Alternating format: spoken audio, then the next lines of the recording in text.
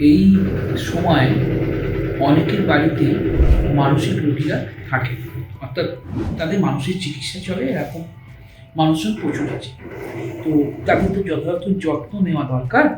তাই এই মানসিক রোগীদের যত্ন নিতে গেলে তিনটে বিষয় বাড়ির লোকেদের খেয়াল রাখতে হবে। একটা, তাদের অসম্ভব ধৈর্য থাকতে হবে, সহানুভূতিপূর্ণ হতে হবে, আর রোগ সম্বন্ধে সঠিক জ্ঞান থাকতে হবে। না হলে কিন্তু এইটা নিয়ে খুব সমস্যা হবে। এবং তার সঙ্গে আর একটা জিনিস মাথায় রাখতে হবে, মানসিক রোগ জাস্ট একটা রোগের মতো, যেমন ডায়াবেটিস, যেমন হার্টের অসুখ, যেমন কিডনির অসুখ, বা নর্মাল জ্বর সর্দি কাশি যেরকমই অসুখের কথা বলুন না কেন, মানসিক রোগী কিন্তু এটা একটা জাস্ট রোগগ্রস্ত, তার বেশি কিছু নয়। কোনো ট্যাবু রাখতে হলে খুব সমস্যা হবে, বা এই কুসংস্কার যদি তারা কেউ বিশ্বাস করেন, বা তারা আরও অন্যরকম কিছু যদি ভাবেন মানসিক রোগ নিয়ে, তাহলে তারা খুব ভুল করবেন।